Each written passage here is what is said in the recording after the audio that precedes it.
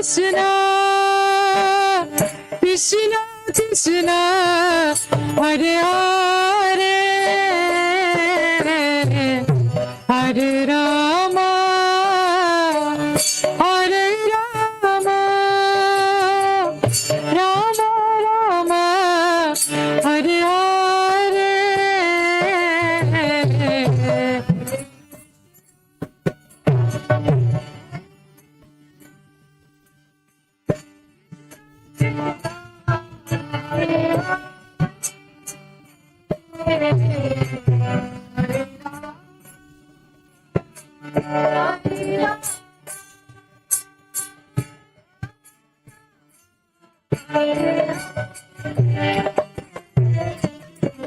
Hare Krishna, Hare Krishna, Krishna Krishna, Hare Hare, Hare Rama, Hare Rama, Rama Rama, Hare Hare, Hare Krishna.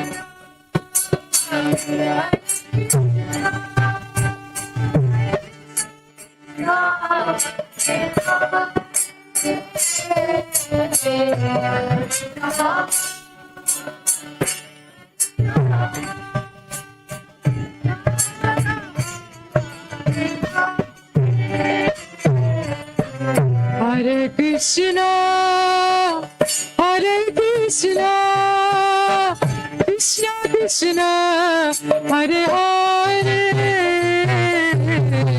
Hare Rama, Hare Rama, Rama Rama, Hare Hare,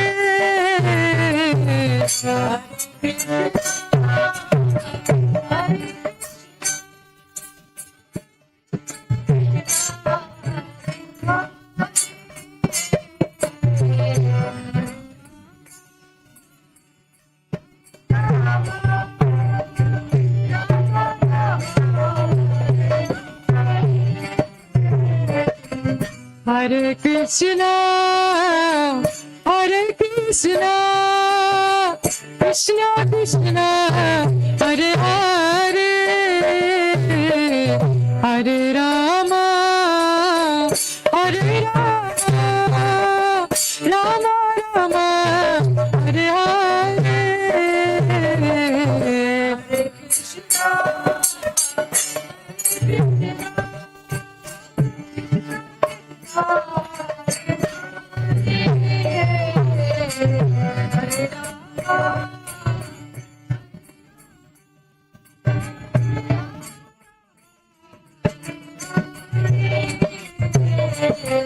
Hare Krishna. Hare Krishna, Hare Krishna, Krishna Krishna, Hare Hare,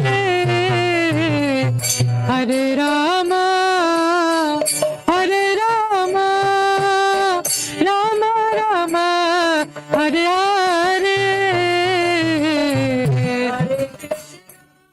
Hare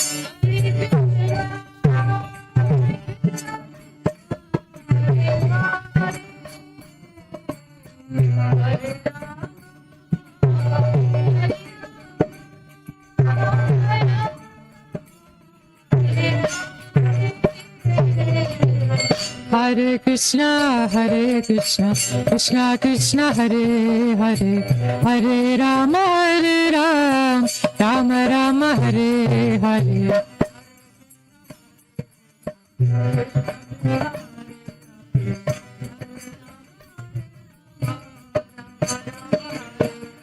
Hare Krishna, Hare Krishna, Krishna Krishna, Hare Hare, Hare Rama, Hare Rama, Rama Rama, Hare Hare.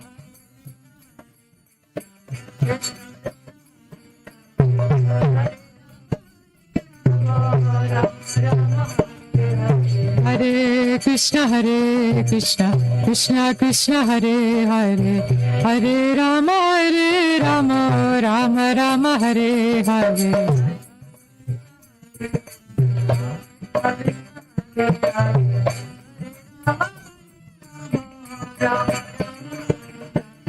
Hare Krishna, Krishna Krishna, Hare Hare, Hare Rama, Rama Rama, Hare Hare.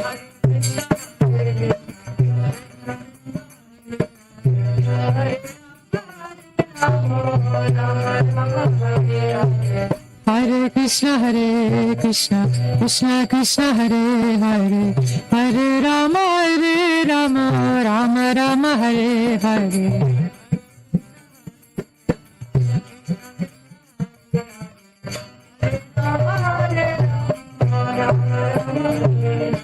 Hare Krishna, Krishna Krishna, Hare Hare, Hare Rama, Rama Rama, Hare Hare.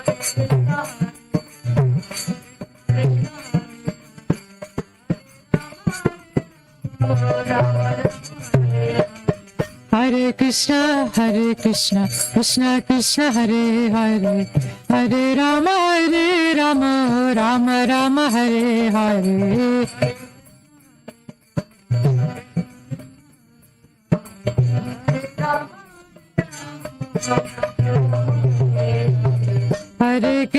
Hare Krishna, Krishna Krishna, Hare Hare, Hare Rama, Rama Rama, Hare Hare.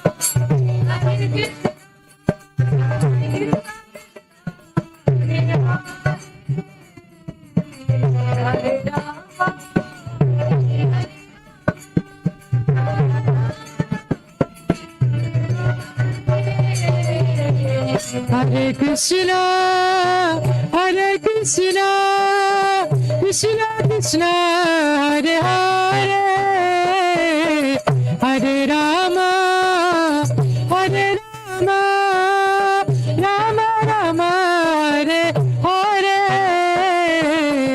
Hare Krishna, Krishna Krishna, Hare Hare, Hare Rama, Rama Rama, Hare Hare.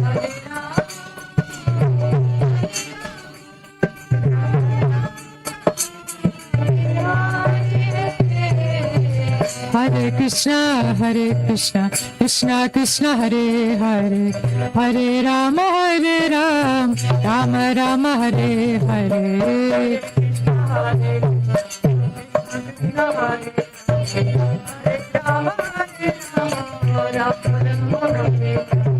Hare Krishna, Krishna Krishna, Hare Hare, Hare Rama, Rama Rama, Hare Hare.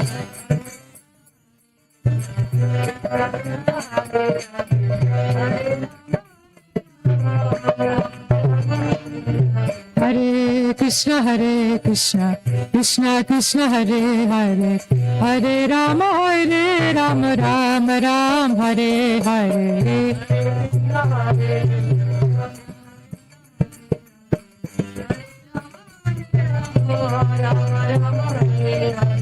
Hare Krishna, Krishna Krishna, Hare Hare, Hare Rama, Rama Rama, Hare Hare.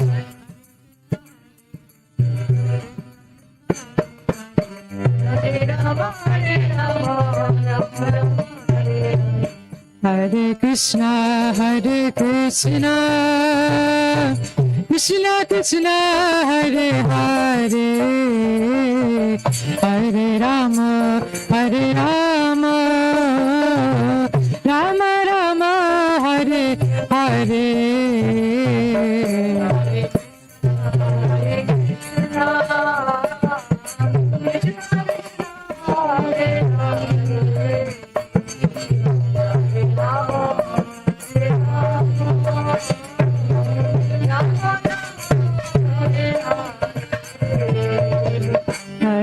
Krishna, Hare Krishna, Krishna Krishna, Hare Hare, Hare Rama, Hare Rama, Rama Rama, Hare Hare.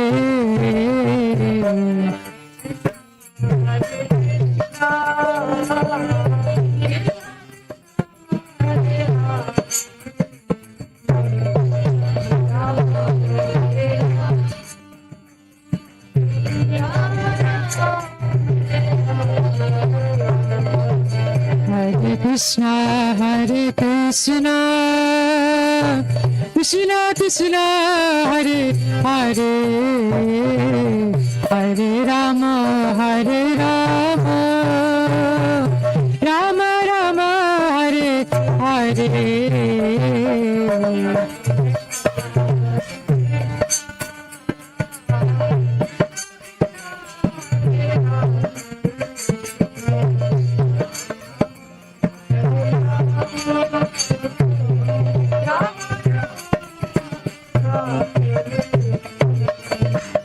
Krishna, Hare Krishna, Krishna Krishna, Hare Hare, Hare Rama, Hare Rama, Rama Rama, Hare Hare.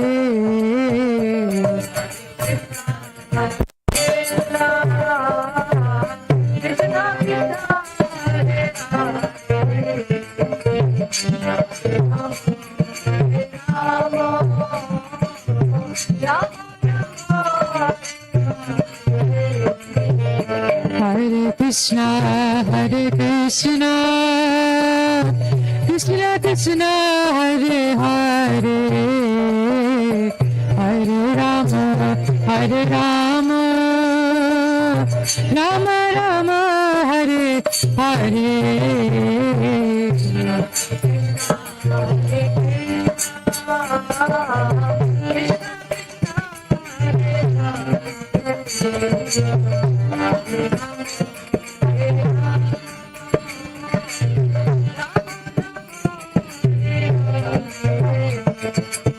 Hare Krishna, Hare Krishna, Krishna Krishna, Hare Hare, Hare Rama, Hare Rama, Rama Rama, Hare Hare.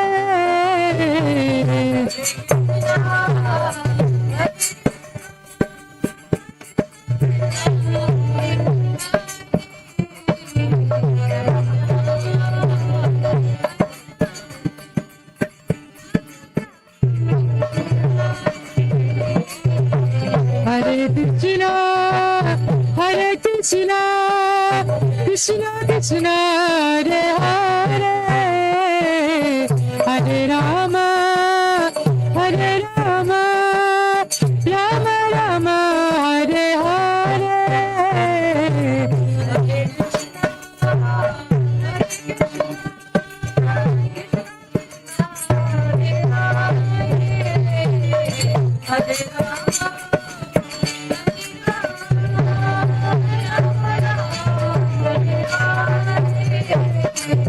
Hare Krishna, Hare Krishna, Krishna Krishna, Hare Hare, Hare Rama, Hare Rama, Rama Rama, Hare Hare.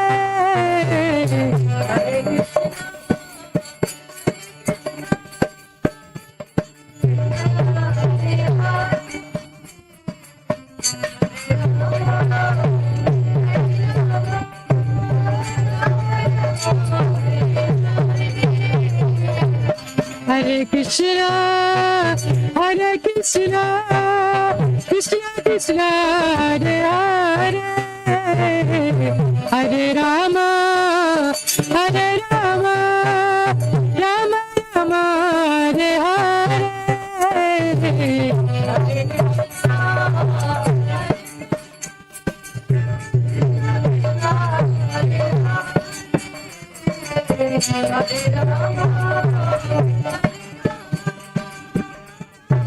Hare Krishna,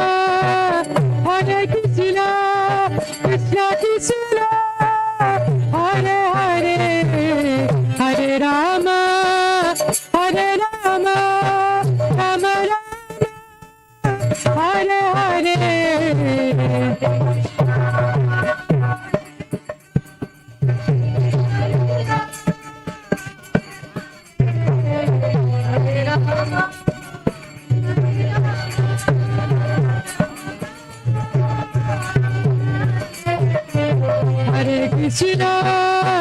Hare Krishna, Krishna Krishna, Hare Hare, Hare Rama, Rama Rama, Hare Hare.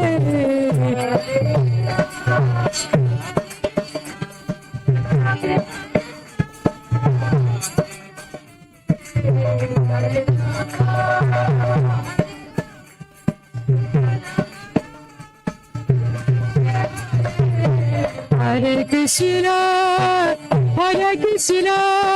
Krishna Krishna, Hare Hare, Hare Rama,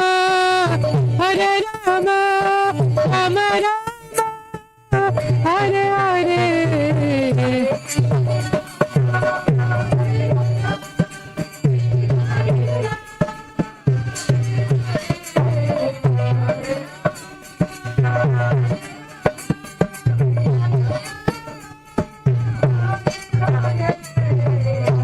Krishna,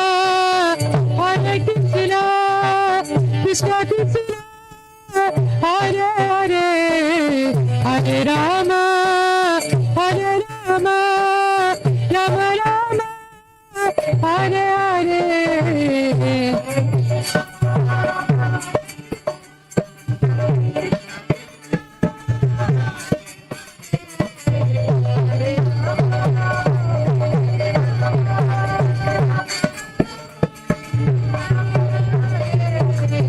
Hare Krishna,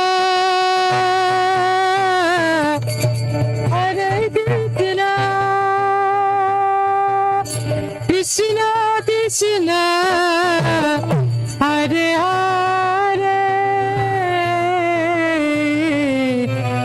Hare Rama,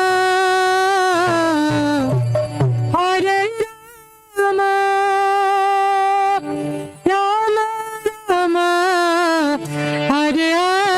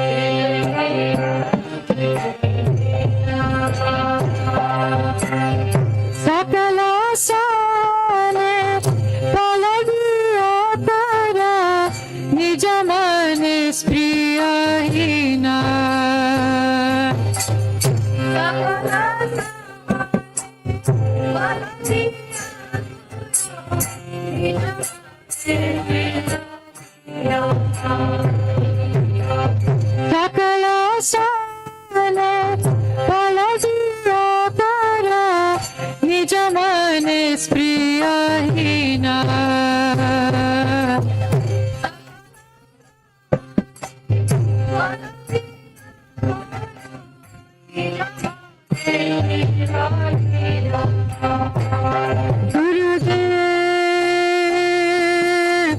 कृपा बिंदु दिया पुरुए दासे ऋणपे काटीना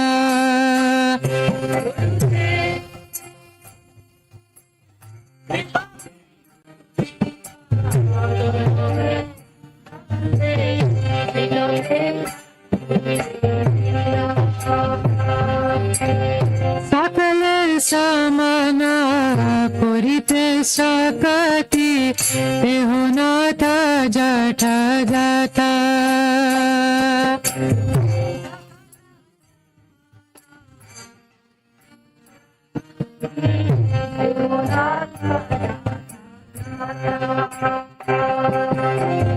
सकल समाना पुरिते सकति एहुनाथ जाता जाता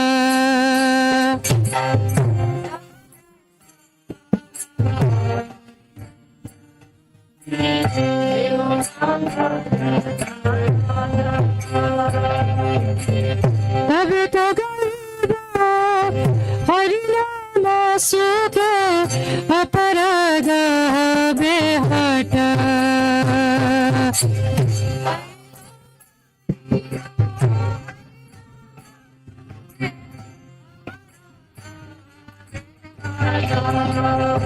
तब तो गरीबा हरिनाम सुख अपराध बेहटा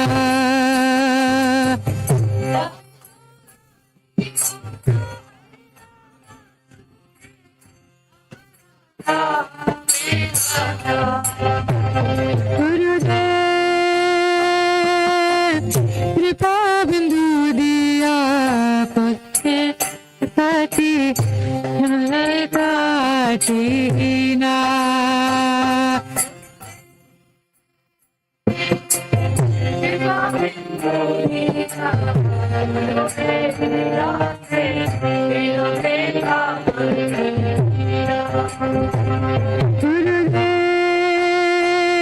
कृपा बिंदु दिया पुरुए दासे ऋणपे काटीना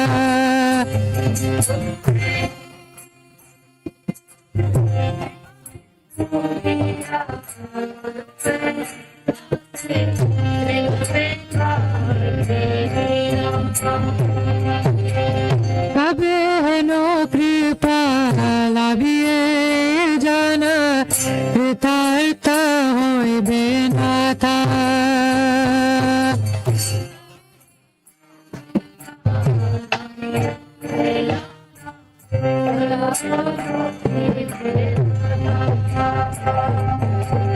कबे नो कृपा लाभिया जाना कृतार्थ होय बेनाथा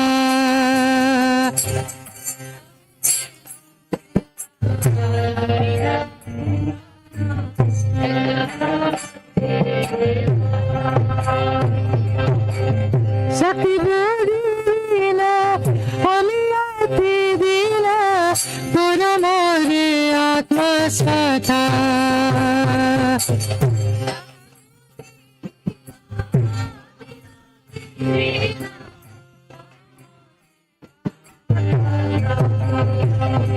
शक्ति दिला अमियाति दिला पुरा मोरे आत्मा सथा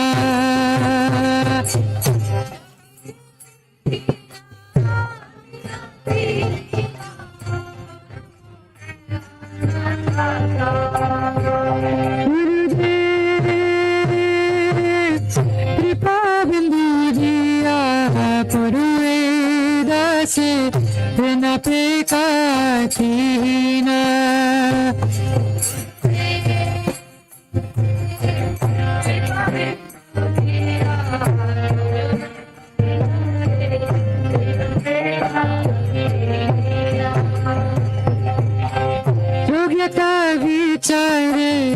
किछु नहीं पाए तुम्हारा करुणा सारा।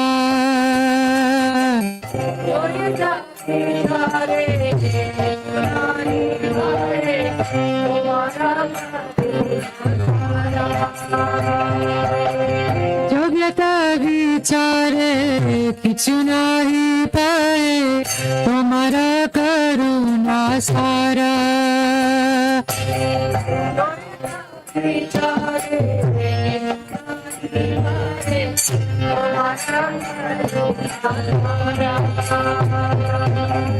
करुणा लाले कांदिया कांदिया प्राण ना राखी बारा।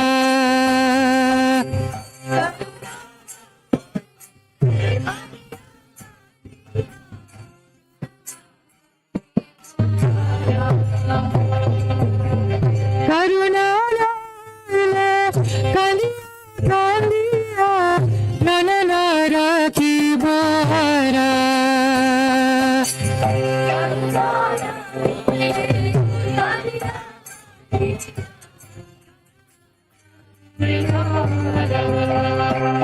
गुरुदेव कृपा बिंदु दिया करुवे दासे तेना पे काटीना।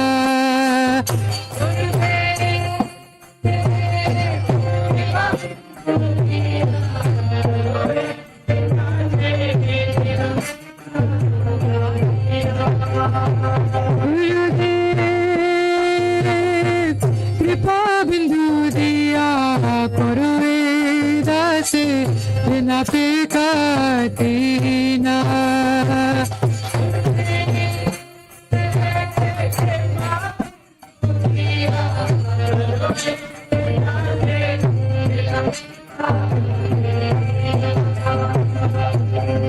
सकला साने फलदिया तारा निज मन स्त्रियाहीना।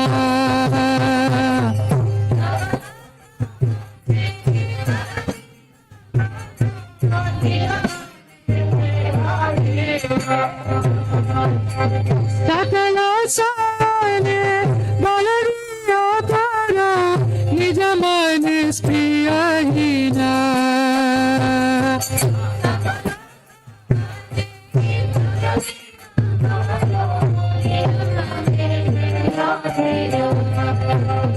हरे कृष्णा कृष्णा कृष्णा हरे हरे। हरे राम राम राम हरे हरे।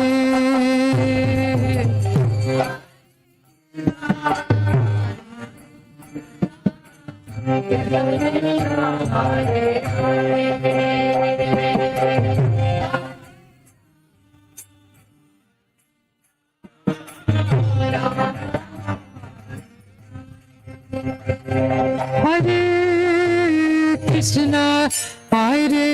कृष्णा कृष्णा कृष्णा हरे हरे। हरे राम राम राम हरे हरे।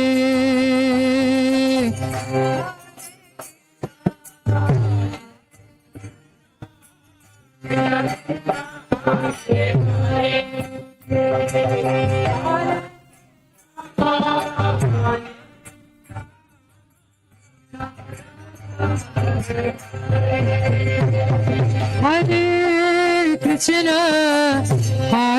कृष्णा कृष्णा कृष्णा हरे हरे। हरे Ram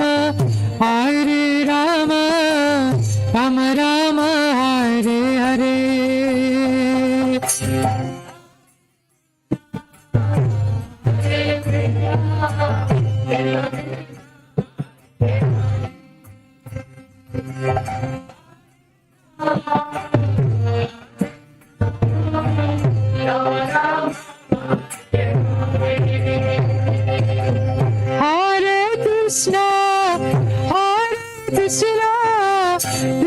Krishna, Hare Hare, Hare Rama, Hare Rama, Rama Rama, Hare Hare.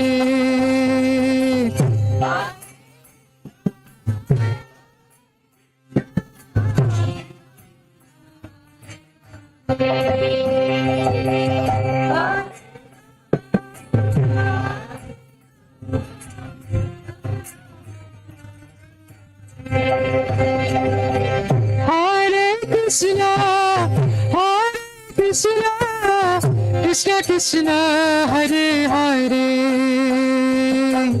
Hare Rama, Hare Rama, Rama Rama, Hare Hare.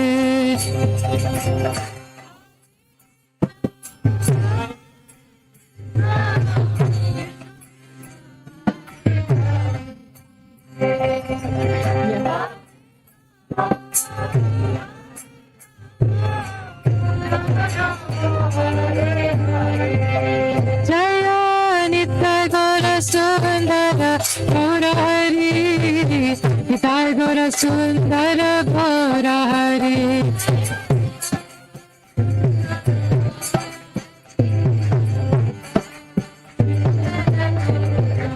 Jaya Nitya Sachinandana Gaura Hari, Nitya Sachinandana Gaura Hari.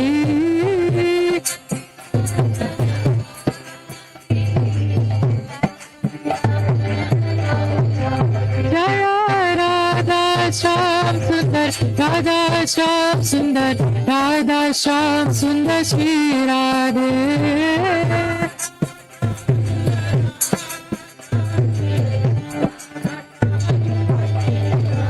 Jaya Prabhupada, Prabhupada, Prabhupada, Jaya Prabhupada.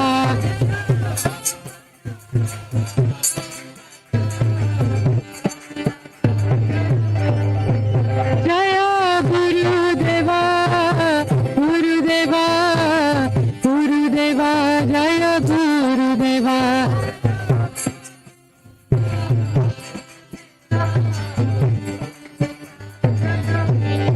Gaura Haribo, Haribo, Haribo, Gaura Haribo.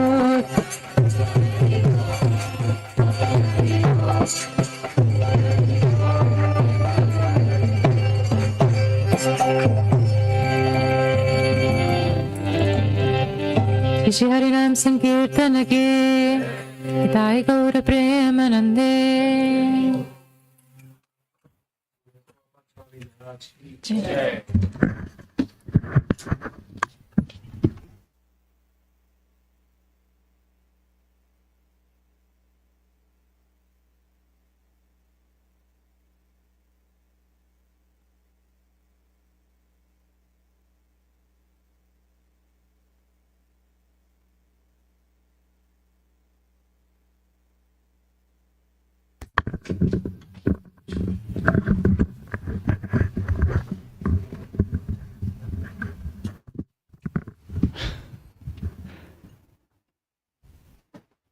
Nama Om Vishnupadaya Krishna Prastaya Bhutale Srimate Bhaktivedanta Swami Iti Namine Namaste Saraswate Deve Gauravani Pracharine Nirvisesa Sunyavadi Paschachade Satarine Jaya Sri Krishna Chaitanya Prabhu Nityananda Shri Advaita Gadadhar Shivasad Gaura Bhakta Vrindam Hare Krishna Krishna Krishna Hare Hare Hare Rama Rama Rama Hare Hare.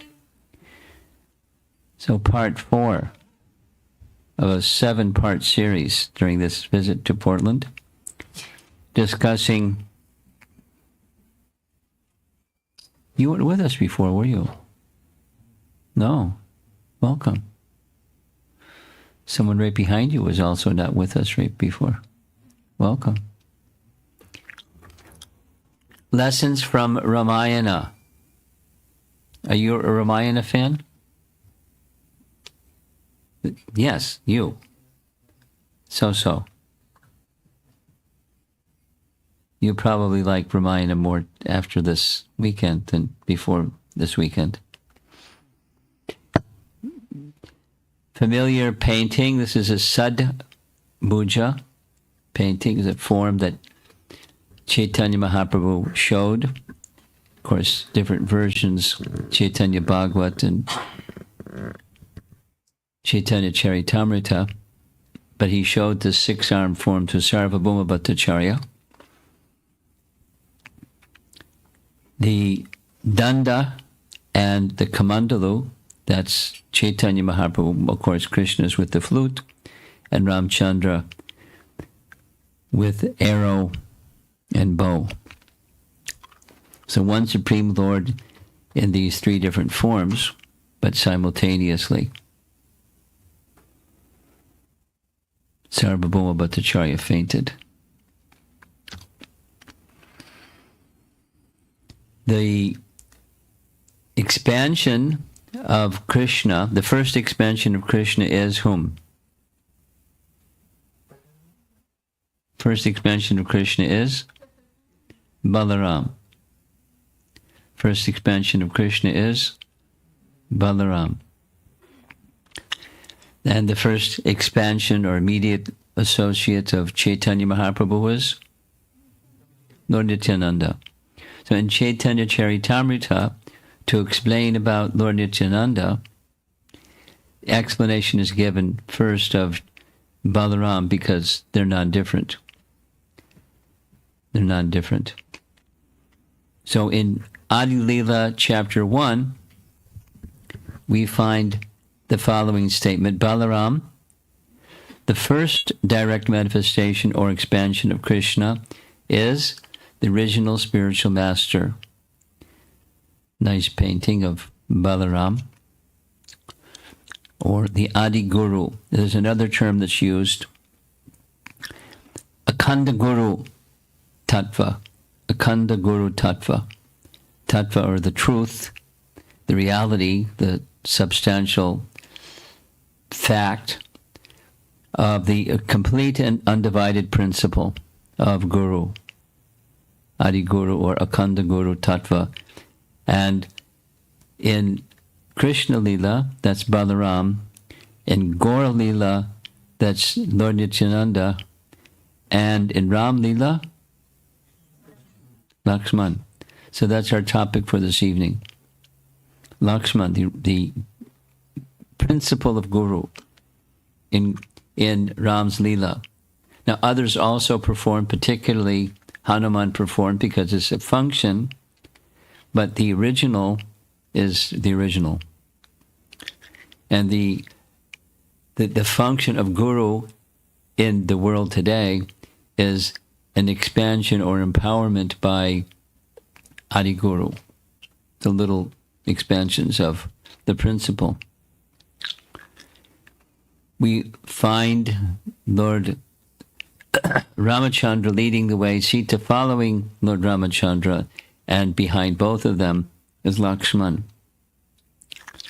He's the servant of the servant of the servant. That's Lakshman's mood. And that's the mood of the Guru, who is the servant of the servant of the servant. In the name-giving ceremony, Vishishta gave Lakshman his name and explained Lakshmi Sampanna, or he will be enriched with service mood. And sure enough, he, A to Z, he was immersed here in this painting. He's cooking. Sita's not cooking, he's cooking. And he's cooking for both of them and making nice offerings, building a nice cottage. There's this, when they reached a certain place, Panchavati, Lord Ramachandra identified the place where he wanted a cottage to be built, and the service was given to Lakshman, and he said to Lakshman, you make a place that's suited for all three of us. And Lakshman replied, I'll make a cottage that's suited for you. And I'll be happy. Whatever you're happy with, I'm happy with. So Ram was pleased very much. And here's a painting. It's a B.G. Sharma painting. It shows Sita's doing the cooking. But Lakshman did the cooking. And during a particular scene, when they're first going into the forest, of course in Chitrakoot they also built a cottage, he's speaking about the difficulty that Bharata must be undergoing back in the kingdom, feeling separation from Ram, and undergoing that he knew that Ram would be undergoing, matted locks, wearing tree bark. Something's wrong with this microphone. Is this the newer one? This is the newer one. Okay. We'll pretend it's working.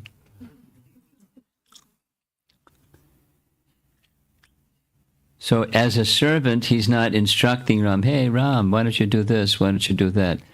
In a very graceful, diplomatic way, he's encouraging Ram, kill the demons, because there's demons in the forest. We heard, well, those who are familiar with Ramayana, he made some commitment to Sutikshna. There was a whole pile of bones in the back of his ashram, and Ram committed, I will rid the forest of these Rakshasa demons that are busy eating the bodies of the Brahmanas. And there was some question from Sita, how can you make a vow? They haven't done anything to you. And his reply is, the kingdom of the Ikshvaku dynasty is the whole world. And the forest is part of that whole world. And it's our duty, the Ikshvaku line, to give protection to all those who seek shelter.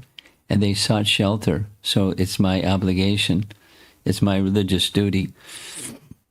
And so he did. Towards the end of their stay, there's a very nice conversation where Lord Ramachandra says to Lakshman that somehow I'm not missing the affectionate association of Dasrath due to how nicely the fatherly-like way that you're providing service for me. You're relieving not only my needs, but my emotions by your very wonderful service. So very affectionate exchange between the two. Because we often say like this in the Hare Krishna movement, we have mother and father, and the spiritual master is like the spiritual father unto the disciple. So Ramachandra isn't receiving Diksha from Lakshman, but he's receiving good instruction, we'll see, although it's a little delicate for the guru to be instructing the object of the Supreme Lord Vishnu, but he does so very delicately and expertly for the purpose of fulfilling the mission. He does like this at least twice. We'll refer to this evening. So after some time, they were in the forest together. Their period was 14 years. Anybody know the reason behind why 14? Is that a magic number, or how did Kaikeyi pick that number? Anybody know? There's a few explanations. The one that's a very simple one is just as it's part of Vedic law that the eldest son becomes the inheritor of the kingdom or the property of the father. However, if that kingdom is not acted upon within the period of 14 years, then that eldest son forfeits his property of the father. Well, so at the end of 14 years, the bell would ring, and Ram would lose his right to become the next king. So he couldn't challenge, by law at least, he couldn't challenge Bharata. But then it was a very clever arrangement because Bharata ruled on Ram's behalf. Here's his shoes. He's the king. I'm ruling. I'm the subordinate king assisting the king. Whatever you call him, the subordinate king, the helper of the king, the vice king, viceroy. So towards the end of the 14 years, while they're living at this place, Panchavati, that was suggested for them by one great sage because of its beauty, along came Shriparnaka. And Shriparnaka had the capacity to be shape-changing. And so she turned herself into a very beautiful woman. And being very lusty and uncultured, she went bouncing up right in front of Ram and said, "Please marry me." Didn't beat around the bush. No formalities, just woo, woo, woo, let's get married. And Ram laughed. And he said to her, well, she gave up, I have mystic powers, we can go flying here and there and, have a nice time together, being married together. He turned to Sita and said, "But I'm already married. And you see that young fellow over there? His wife isn't with him.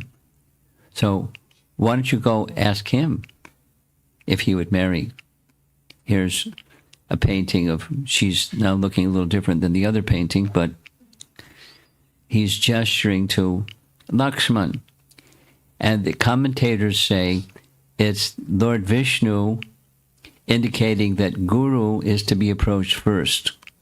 Don't approach Vishnu without first approaching Guru. The Sanskrit of his words presented here, and the summary is Vishnu directly. Approach Vishnu through the Guru. And in turn, so she went just right in front of Lakshman and said, "Whoa, whoa, let's get married." That was pretty quick. And Lakshmana indicated that Shriparnaka should not worship him but Lord Ram. That's not exactly what he said, but I'm not so qualified, he's so qualified, go to him. He's the qualified one. Could we do this? There's going to be some people coming in towards the end. If we could all kindly get uncomfortable for about a half a minute, especially the people in the middle, especially the people in the middle.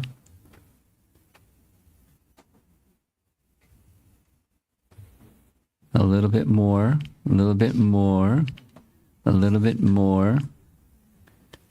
Oh, very good. Thank you all very much. Thank you all very much. Okay. So she went back to Ram. She left in front of the marriage proposal with Lakshman and back to Ram and said, "There's only one thing standing between you and me, and that's her.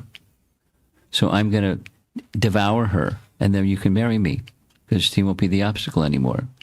And so she meant it, and she started lunging for Sita. And Ram called for Lakshman, "Stop her!" And immediately, because Lakshman only likes to do what Ram likes him to do, he stopped her. And he cut off her nose and her ears. And her bloodied face looked very ugly. She was somewhere between beautiful and ugly. Commentary says like this. There are three things. The guru function. Guru's role is to remove the false shelters of an untrained soul. Shriparnaka is certainly an untrained soul. And she was proud of her beauty, so he took care of that. He made her no longer beautiful. And when there's an untrained soul, and the untrained soul is about to harm the property of the Supreme Lord, to speak of Sita herself, Lakshman stepped in. Of course, he did so under Ram's instruction, but it's the natural function of Guru to do like this.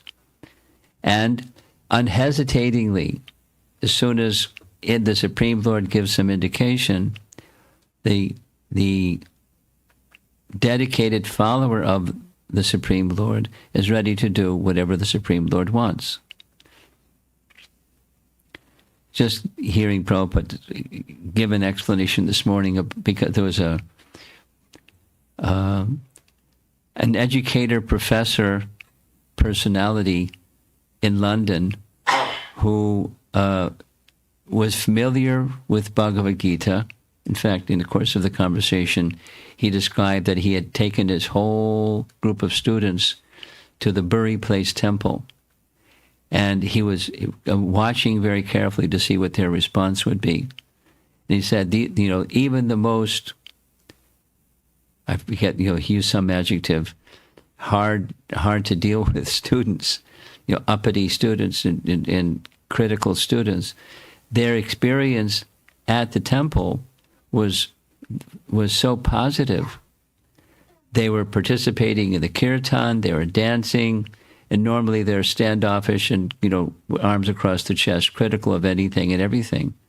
But that demeanor melted. And he interviewed students afterwards, and they said universally, everyone was so nice. So it's important to be nice. It's important to be nice. I mean, it's not just, cosmetic. It's important to be nice because the character and quality of the devotees attracts devotees.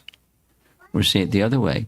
The bad character of a devotee can push people away that are otherwise happy to be with the devotees or happy to be in the bhakti process. You ladies that just came in, attention. You ladies that just came in, come sit forward, because some people will sit where you want to sit, but they can't sit there if you're already sitting there. It's just good math. Thank you. So, there's a purpose. Lakshman shows a purpose. Whatever Ramachandra wants. Oh, I was speaking about this educator. And Prabhupada was saying, these Western disciples of mine, they have become like that because of this process, the process of chanting. And they didn't know anything from anything before, and they were also inimical. He repeated something he heard many times repeated what he heard from some priests, both on the West Coast and the East Coast. But some priest spoke to him on an airplane and said, all your students look bright-faced. And they're the same people. There's so many young people coming to your temples. These are our boys, our young men, and our young girls. And they had no interest in coming to the church before. But now they're mad after your process of worship. So what's the magic? What spell did you put over these people? You didn't say that word, but there's something very natural about service that's done where there's some understanding of the object being served and a very joyful process, particularly the joyful process of kirtan. And hearing, as we're doing, hearing directly about the qualities and character of the worshipable object, the Lord Ramachandra in case of Ramayana, but inseparable from Lord Ramachandra is Lakshman. I mean, he's like his shadow. Wherever Ram went, there was Lakshman. Inseparable. The personality of Godhead and his dear most representative, they're inseparable.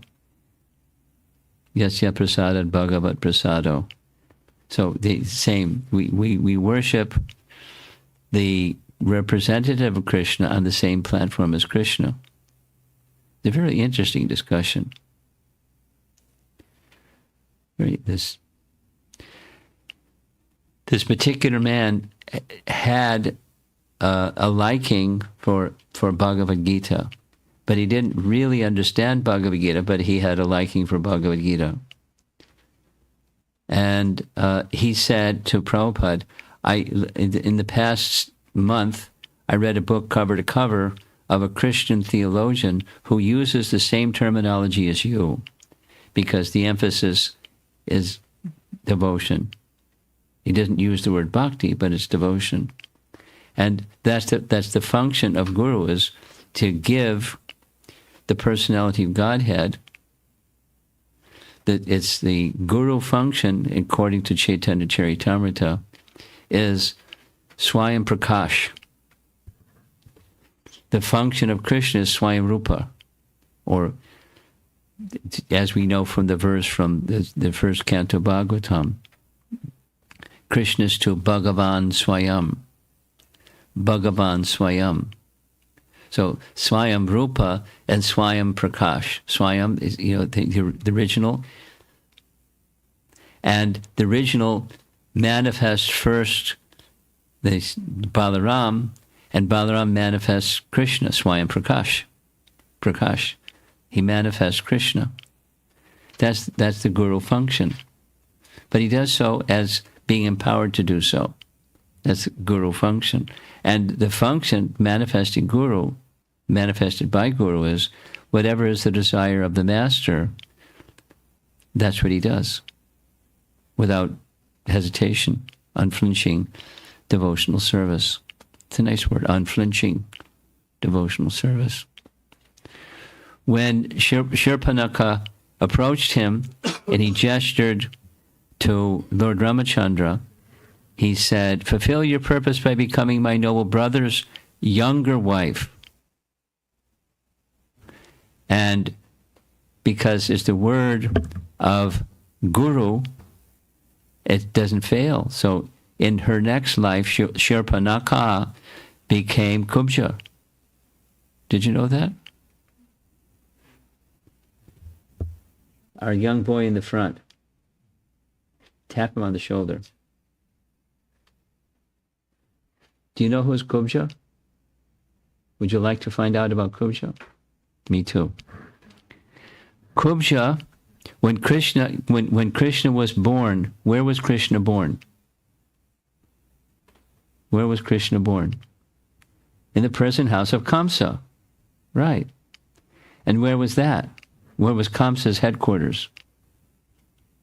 Mathura, the capital city, right?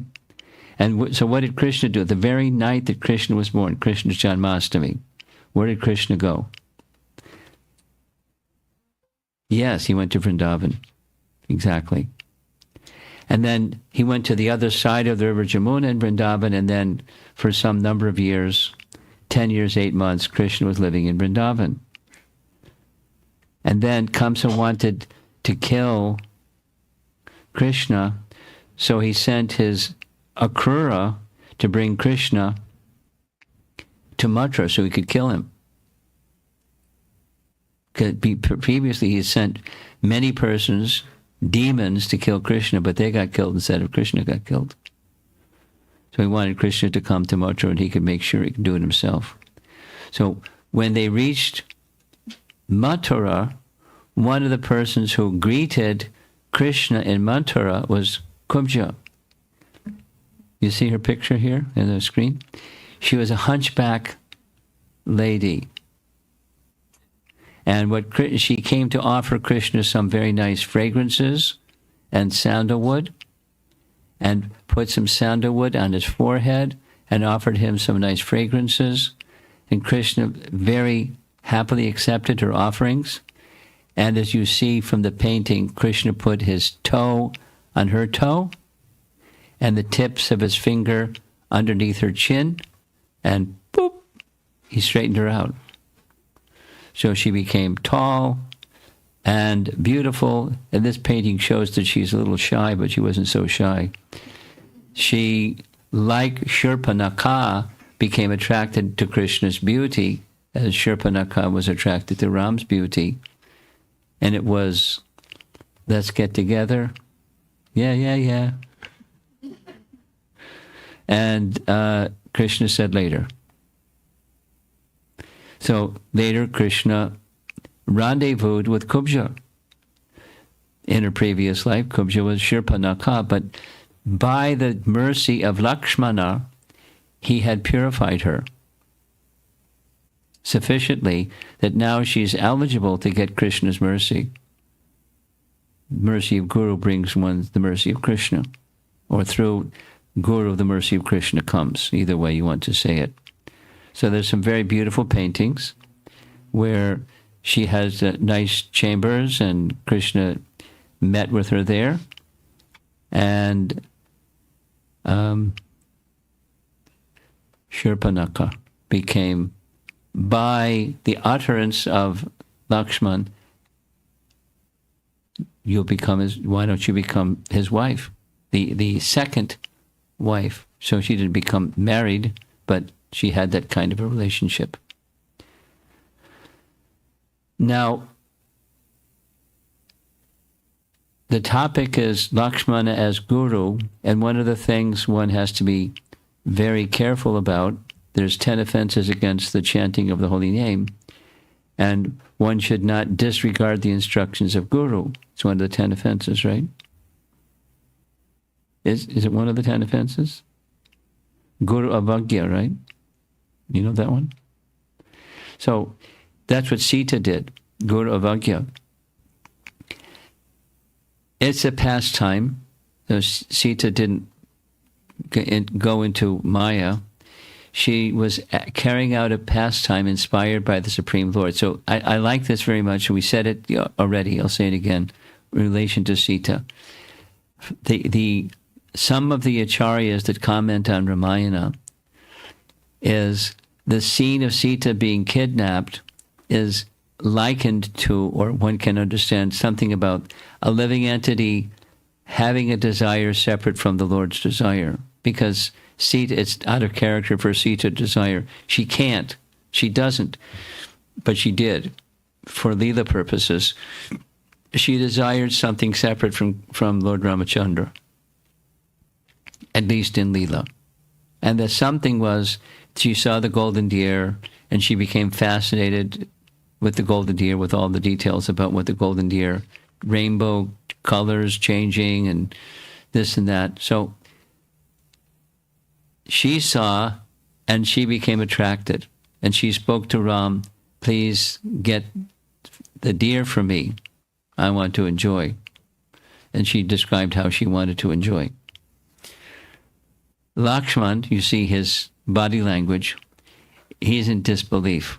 I don't trust this. This is a Rakshasa trick. Whoever saw a deer that looks like this is not a deer. This is a Rakshasa trick. Don't fall for it. And what did Sita say to that? Nothing. She just ignored him. Absolutely ignored him as if he hadn't said anything. And went on with her plan of how she could enjoy having the deer. And if not having the deer, you can kill the deer. And then we have a deer skin, and we go back to Ayodhya. We can sit nicely on a deer skin. Yuck. That's not Sita. That's another voice. So that started with the fall of the jiva, or the condition that takes living. We won't say fall of the jiva. People have controversy about that one. The living entity desiring separately from the desire of the Supreme Lord. So she's acting like a jiva that desires separately from the Supreme. She's not a jiva, and she has no separate desire, but she's acting that way for Leela purposes. And then after she gets kidnapped, it's the whole thing of rescuing the fallen jiva that's got caught in the snare of Maya. And then the agents of Maya, like Ravana, etc. It's one of the layers of understanding what happened, or how the drama of Ramayana is likened sometimes to rescuing someone that's gone astray. the wayward jiva. And that offense, we discussed this in relation to Dvita the first evening. An offense leads to anarthas in the heart, leads to further offenses. So her further offense was her harsh words to Lakshman. When Ram, at Sita's insistence, went after the deer, saying, no worries, if it is a Rakshasa, I can easily kill the Rakshasa, and Lakshman will be here to protect you. So bases are covered. I won't be harmed, and you won't be harmed because Lakshman's here. So then the instruction to Lakshman, don't leave Sita's side. So when Sita said what Sita said, that was really cruel, really mean, really nasty, and she said several things and then several things, and Lakshman was crushed at her words. How can you attribute this kind of motivation to me that you're speaking? And she just got stronger with her harshness. So harsh speech to anyone is not okay. Strong speech may be necessary sometimes, but harsh speech isn't necessary. And to Guru, it's a big problem. So she offended in a big way. And so that's something that we heard yesterday. Her misfortune came as a result of offense to Lakshman. There's consequences for aparad. And she did maha aparad to a maha bhagavata devotee. Despite the fact that she was kidnapped by Ravan, and when Ram came and scolded Lakshman severely, he explained the situation, didn't pacify Ram, but he didn't abandon Ram because Ram was heavy with him. He didn't abandon Sita because Sita was harsh to him. Rather, he took the position when Lord Ramachandra, being very, very despondent, being unable to find Sita anywhere, even after Sita had insulted Lakshman so severely, his dedication to Ram didn't change at all. Ram wanted to find Sita. He's there to help Ram find Sita. And there's some negative sadness kinds of emotion, the emotion of separation, transcendental emotion, not the other kind. He's ready to remind even Ram of his higher nature and being resolute in purpose and determination for what? To reunite Sita and Ram. Bringing souls that are wayward and they can't be found, they seem to be lost. So we're often encouraging jivas, don't lose heart, stay with it, practice bhakti nicely, Krishna will help you. Here's Ramachandra. Don't lose heart. Let's go find Sita. Do not lose heart. You must be bold and energetic. A resolute mind can conquer fate, but you must first conquer your weaknesses. Let us make a more thorough search in the forest. Instead of yielding to unavailing sorrow, let us be manly and active. It's a guru function. These kinds of words. No, the person who he's speaking to is kind of a role reversal because Lakshman understands that he understands clearly that Ram is the personality of Godhead. We read it just yesterday. When Sumantra and Lakshman are coming back after leaving Sita, pregnant, 5 months pregnant, at the ashram of Valmiki, just before reaching Ayodhya, Lakshman speaks some words. Why is he sorrowful? With just his own flick of his fingertip, he can bring annihilation to the whole universe. So why is he feeling sorrowful? He could do whatever he wants to do, yet he's feeling this emotion.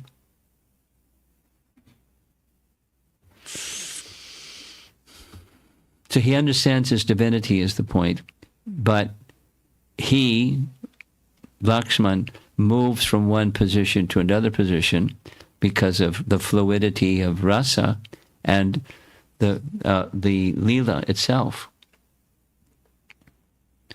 So he understands, but he doesn't understand. So it's something like this. The position of Vaikuntha is everyone understands Narayana is the all opulent Bhagavan. He's it. And then in Goloka, they may not understand because they become overwhelmed with the sweetness of their loving relationship with Krishna, so they don't recognize it and they're not even interested. And then there's Ayodhya that's in between.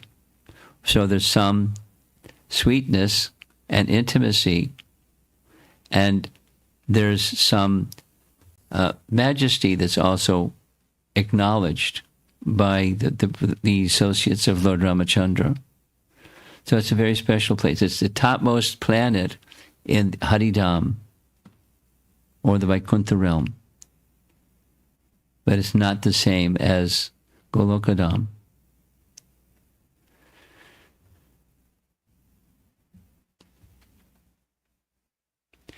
Here they are searching for Sita in the forest and feel expressions of separation, profound, transcendental separation. And there's Lakshman searching where the footprints, where the markings, which way did they go, using his intelligence to find Sita. And several things happen, meeting Kadamba. Kadamba says, go to Rishimukh mountain and make an alliance, a friendship with Sugriva, because one of the things to do when you're in a difficulty is make a friendship with someone who has the very same difficulty and work together. Sugriva also lost his wife, and you've lost your wife. So go find him. He's on top of Rishimukh mountain with 4 ministers. You'll find him there. So he goes to Rishimukh mountain, and they're walking below Rishimukh mountain, and there's these 2 dressed in deerskin or tree bark or whatever it is, forest attire, carrying bow and arrows and swords and Kshatriya weapons. So Sugriva is very nervous. Who are they, friend or foe? Hanuman, you're very expert. You please go and find out what the situation is. But assume a form of a brahmana, because if you come before him as a monkey, he'll wonder what's going on. So there are different paintings. This one shows him as a monkey. But when he came before Ramachandra, just seeing, because he's Hanuman and Ramachandra's Ramachandra, he immediately understood he's a friend. And he dropped his disguise and told everything about who he was there representing, and the language in which he spoke, because he was well educated. We heard this the other day. He was educated 2 days ago. He was educated. Who was his teacher? Suryadev, right. How did you know? I thought you not know so much about Ramayana. Apparently you do know. You're just being humble. I was a little surprised when I found out, because there's no place in Valmiki Ramayana when it says he went to school, or however it happened. Suryadev became his teacher, but Suryadev was his teacher. And the only indication is, before he leaps, he's offering prayers to his father, Vayu, and to Surya. And he spoke in such impeccable language, just by how someone speaks and the language they use and how they carry themselves. He understood he was an extraordinary person. So what did Ram do?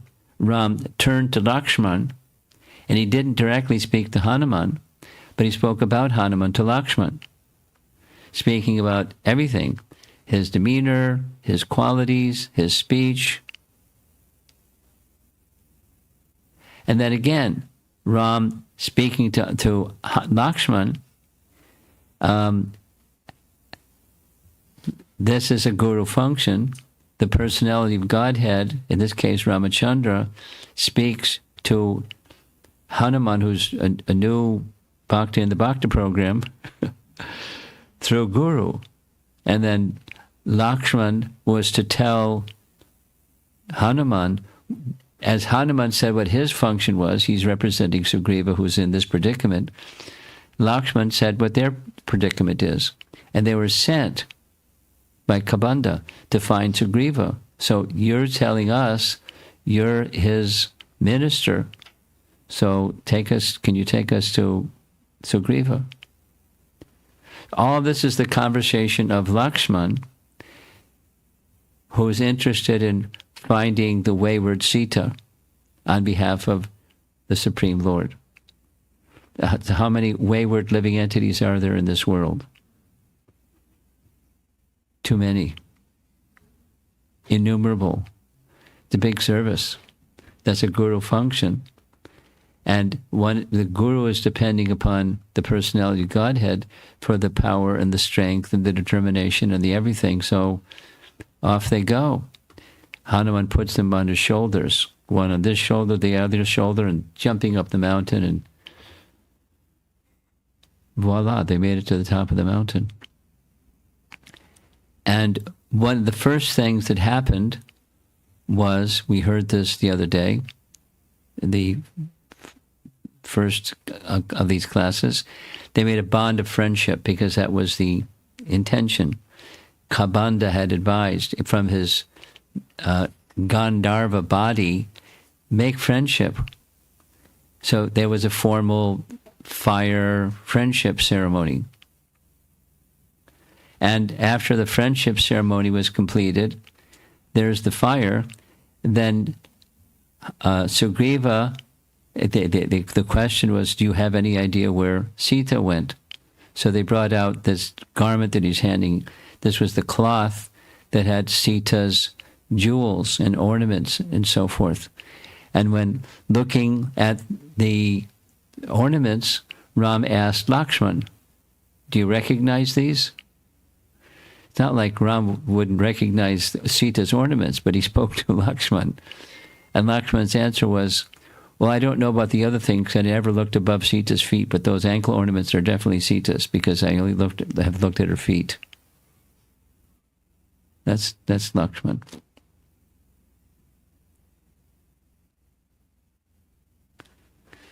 And I have this slide in twice, we'll go forward. So here's the scene where they're meeting. It shows they're shaking hands. Ram shaking hands. Now that's an interesting artist. And the person he's shaking hands with is Sugriva, and they're the four ministers. We saw this painting the first evening. It's a nice painting. And there was a mistake made by Sugriva by not recognizing Lakshman, because it's a mistake to honor the Supreme Lord but not honor the intimate associate of the Supreme Lord. Sugriva listened to Dvidvida's advice. He had a reaction or the consequence of taking that wrong advice. He didn't respect. It's another way of saying he disrespected. To not respect when respect is due is a disrespect. So be respectful where respect is due.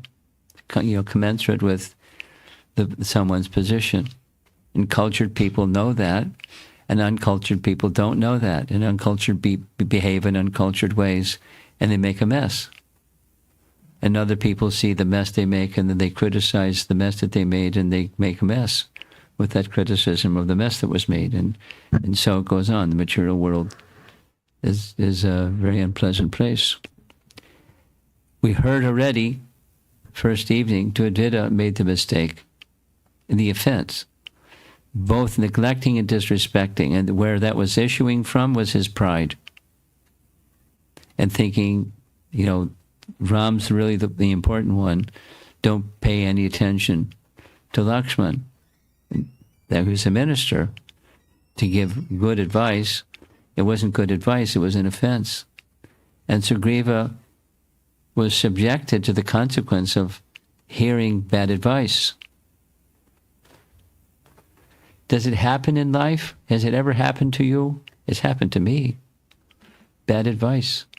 And then decisions are made based on bad advice, and then there's consequences. And they can be, painful consequences.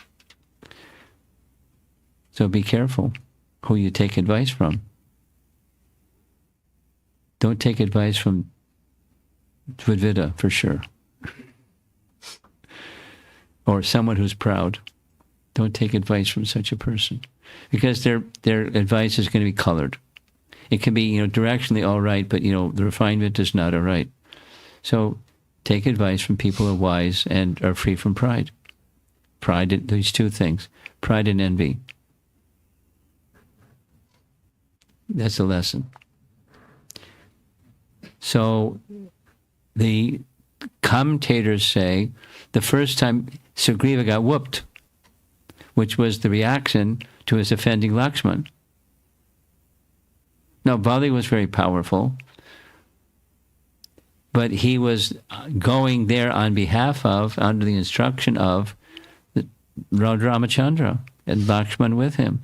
But he got whooped because of his offense. The acharyas say the offense was corrected by his bowing down before Lakshman, receiving a garland from Lakshman. You have to bow down a little bit to receive the garland. And indicating, not explicitly, but indicating Lakshman's forgiveness for the offense.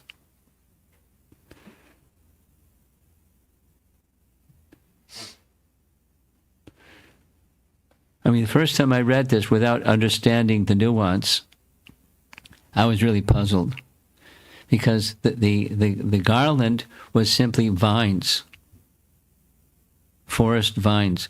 And when you put forest vines around somebody's neck and they go into a big fight, what's going to happen to the vine? It's going to get shredded fast. Oh, so that he can see the difference between the two of them.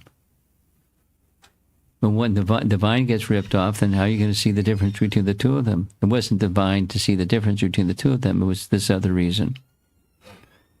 Then I was happy. It was peaceful.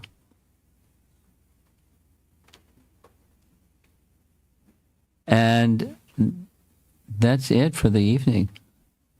Now, there's the lesson. Go step back. The lesson is, in principle, the representative of an exalted person is to be treated with the same courtesy and kindness and respect as the big person. I mean, it's very sensible. For example, when somebody sends an ambassador from one country to another country, the foreign ambassador or somebody or other. So when that foreign ambassador comes to another country, they're received as if they're receiving the country or the president, because they're representing the country. So honor and dignity goes to the ambassador. And not only honor and dignity, but many gifts. But the honor and dignity and the gifts don't belong to the ambassador. If the ambassador pocketed the gifts, he's got a problem. It's unlawful. It's not for him. It's for the country or the treasury of the country. He receives on behalf of. He's honored on behalf of. So the guru function is like that.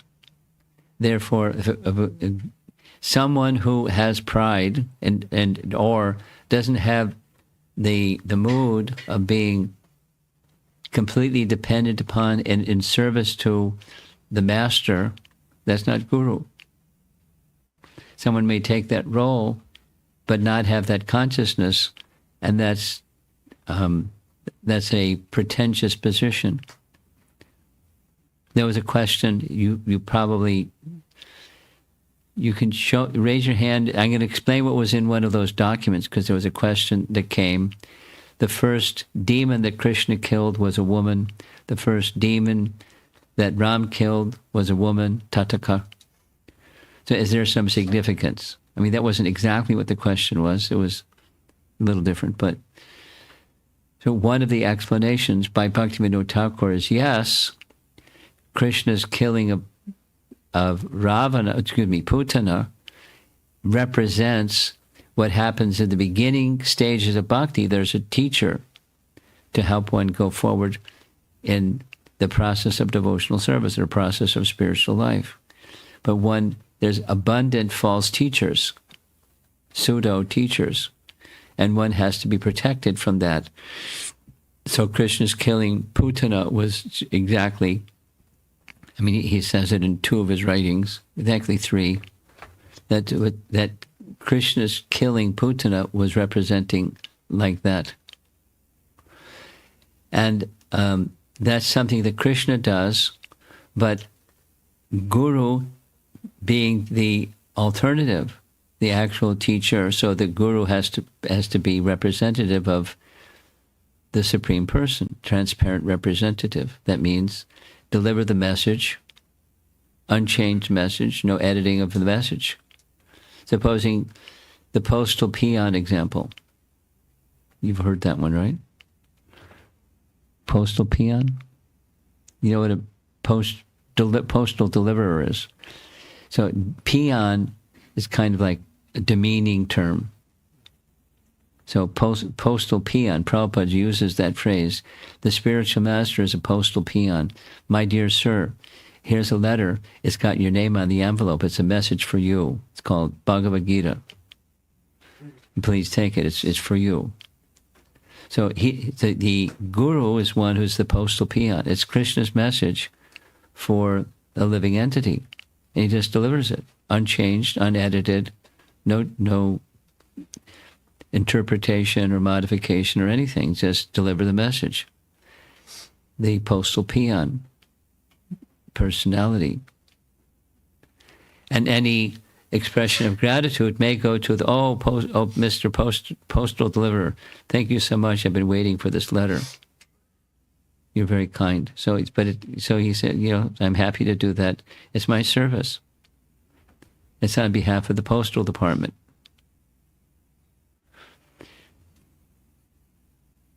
So the Guru function is like that. And Lakshman exhibits the Guru function. And because the Guru represents the personality of Godhead, the Guru is to be honored. That's one of our Guru Vastakam prayers that we sing when we have Mangalarti in our temples. The spiritual master is to be honored as much as the personality of Godhead. And that's not so well understood. I'm just thinking back on this conversation with this educator in London. He was a well-educated man. And he said, Swamiji, what you're saying is true. In the Bible, which I've studied very carefully, there's no mention that Christ is God. He's the representative of God, the confidential servant of God, the Son of God, but nowhere does it say he's God. And I wish that our Christian community would get it. Didn't use exactly that language, but there's some interpretation that's according to their liking, but that's not what it says.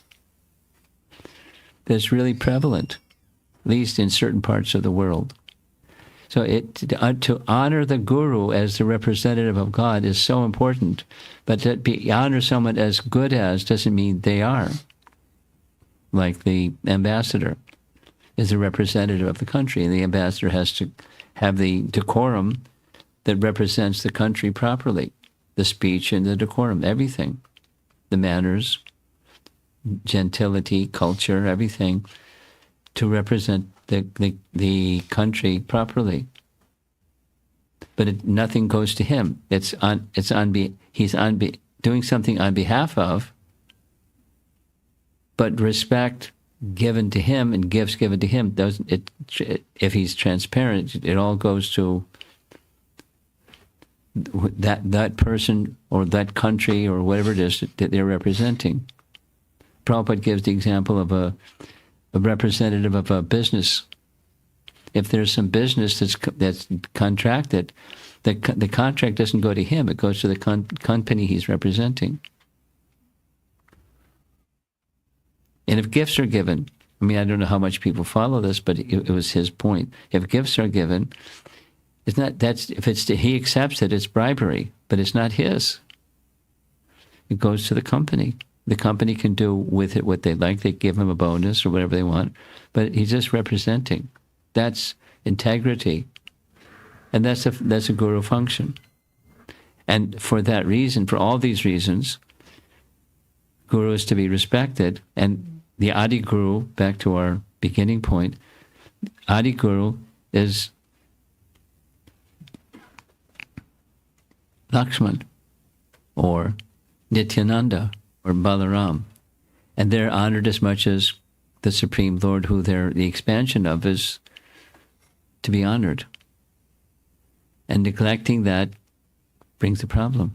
And honoring that brings all spiritual fortune, reality, spiritual reality into one's life. So it's a very important principle. That's why I selected the topic. And it's built right into Ramayana, lessons from Ramayana. So there we are. It's one of the shorter classes, but it's sweet. Let's see if there's some discussion. Yeah. Hare Krishna. Hare Krishna Maharaj. This is one question that I've had. So, for someone who hasn't received the mercy of Krishna or the mercy of Guru, does the mercy of the Guru come first and then through that they get the mercy of Krishna? Or is it the other way around? Or simultaneously? Because the reason I'm asking is because for some people, because there's an issue of there's many people who claim to be gurus, and you have to identify who is a guru that you should accept. But then I feel like if you just do that on the material plane, then since you're material, and then you're bound to fail.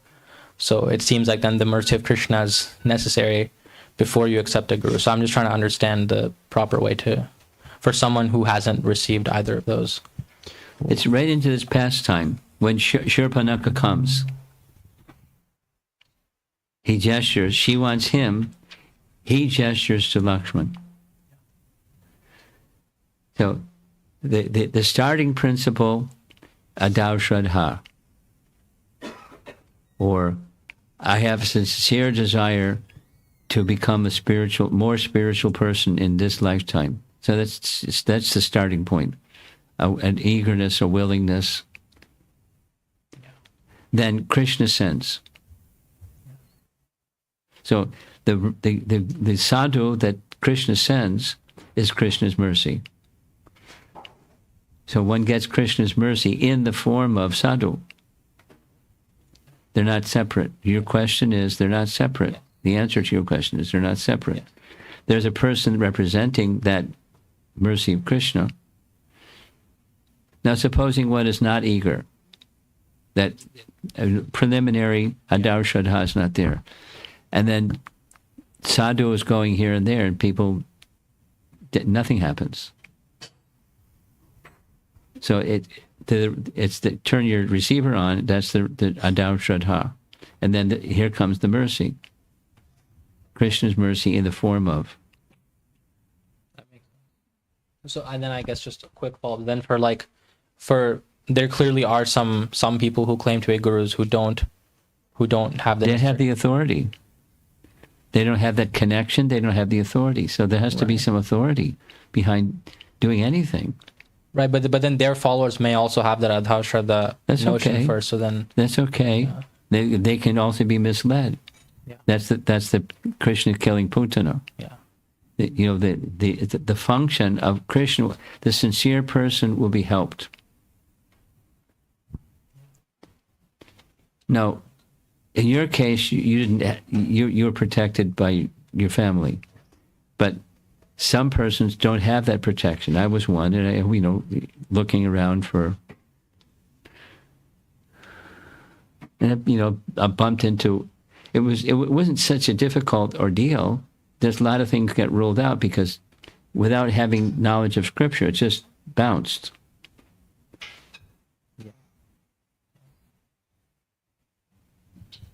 I could give some examples, the bouncing examples, but When there is a sincere desire, Krishna will give the intelligence to say yes to something genuine and to say no to something that's a false presentation.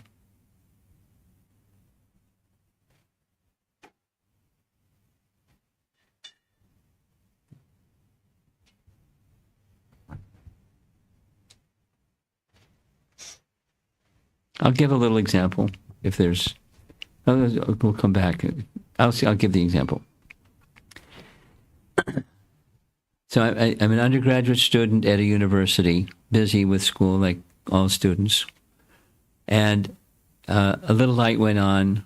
There were circumstances involved, but I started, along with my academic pursuit, to move into a career. I want to know who I am. I had some strong desires. I won't go into the whole autobiography. I want to know. And I know that I don't know. But I want to know. So I was in a, know what? Reality with a capital R, who I really am, what my convictions are. Fundamental things. Because I was too busy being successful to think about those things. I said, wait a minute. I want to know. And so I start, Krishna's, arrangements were made for me to bump into different people. So one of the opportunities I had was meeting devotees. But I wasn't immediately clicked. It was nice.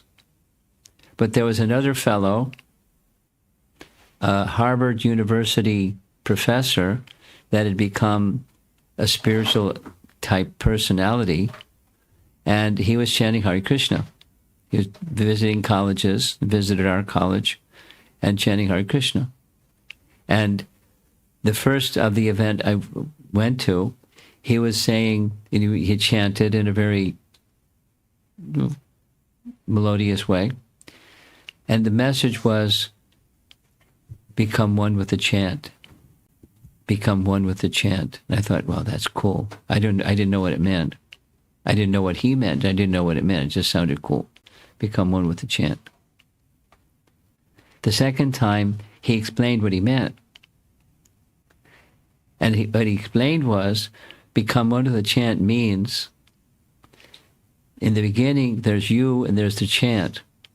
But as you become one with the chant, it's only the chant.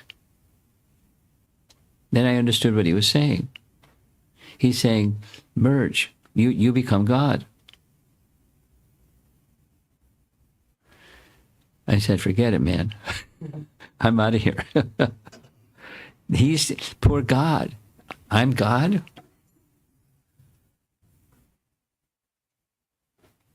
I walked.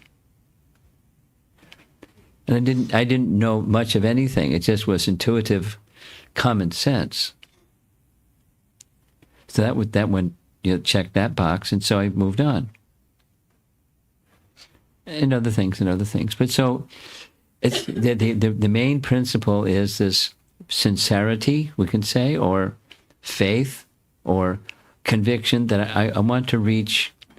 So some people don't have a strong enough conviction. They have the wrong kind of association, and they buy into it. Becoming one. And it's so common. I'm sure you all run into it. People that say it, they don't even know what it means. They haven't thought it through. What does it mean to become one? It's all one. What does it mean? But it's popular.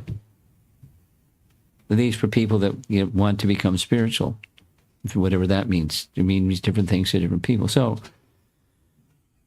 Krishna sends something genuine for someone who's sincere.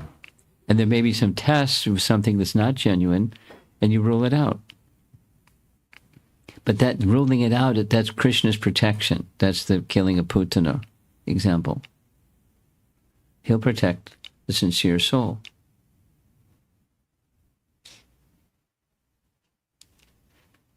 Okay.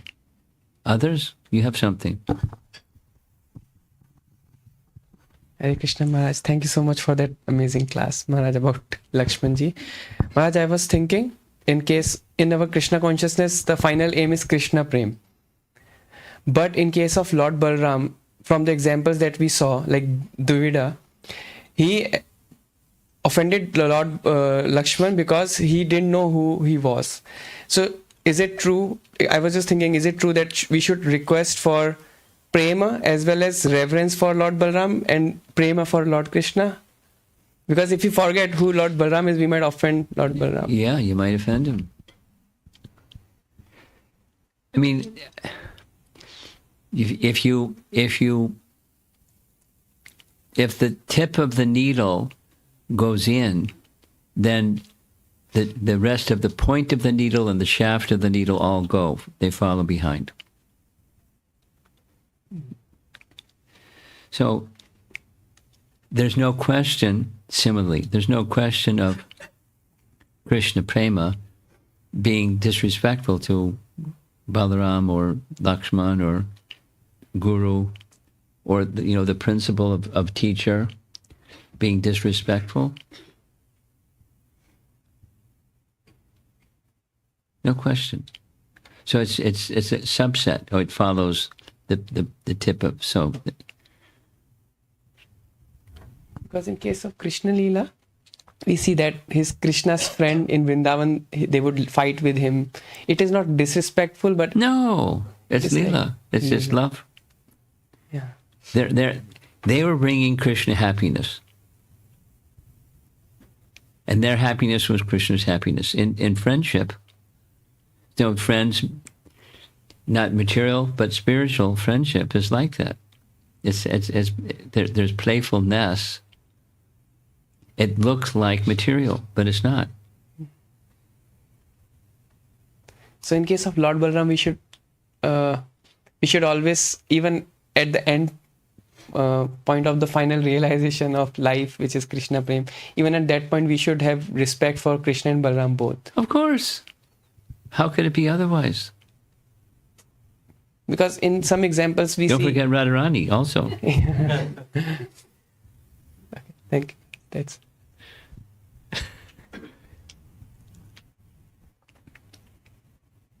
Anyone else? Yes, the back.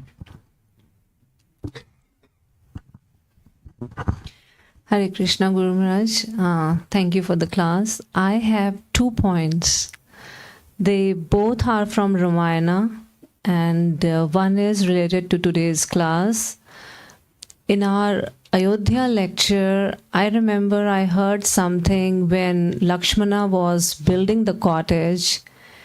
He had some personal motive which Lord Rama didn't like it. And we had some Acharya's commentary, and Lord Rama says, I'm not very clear on that thing, but something like that I heard from you previously. So just to correct Lakshmana, Lord Rama says something, and then Lakshmana gets it that this is something he should not be doing. Something like that I heard from you before. Your memory is better than mine. But I'll promise you. You send me a little text message when you put your microphone down, and then tomorrow, not tonight, but tomorrow I'll look it up and find the exact passage. What was the slip or fault or oversight of Lakshman? What did Ram say, and what was it that Lakshman corrected? I'll look it up. Thank you. Okay, second. And the second one is, I have heard that Dashratha gave promise or a word to Kaikeyi that Bharata will be that your son, or maybe to Kaikeyi's father, that Kaikeyi's son will be the king of... How could he do that? Because it's the eldest son. He's not going to make a promise. He's a follower of Dharma. So I'm questioning the premise of the question. So you do some little homework and find out where is that reference. So there was a time when he was married, and so you're referring to before there were children, just to accept the hand of his wife, but he's not going to make a promise that goes against Dharma. I'm questioning the premise. You see if you can find what it says. Okay. Okay. Thank you. You have a little reference on this one? No. Yes, on this one, what she just said. Not on the second one, but on On the first one, okay. Here's the microphone. So thank you, Maharaj. The only place I remember Rama correcting Lakshmana was... This is at Chitrakoot, right? Yeah, it's at Chitrakoot. But when Bharata tries to come and visit... No, this is when they're building the cottage. Yeah, when they're building the cottage, the only thing is actually Lakshmana feels bad for Rama's words. So Rama says that Lakshmana... it's like about building the cottage. Okay. And I'm just You want to get it right, not 50%. yeah. So I'll share it tomorrow. Yeah, Okay. I know it, but I just want to make... Here's what you do. Put it in a little Word document, send it to me, Okay. and I'll find from my reference and put the two of them together. You said, my notes say, and I'll send it to her and to Parma Karunik and send it to everybody. Sure. I'm not, you know much more about Ramayana than I do. No. I know something, but I rely on people that know more than I do to get to be able to present it properly. Yeah, it's building of the house. I know that. Okay, so let's find out the detail. Someone else, right next to you. Go ahead. No, you take the microphone. You've got it. You're in the front. Okay, thank you, Maharaj, for the class. I have a very small question.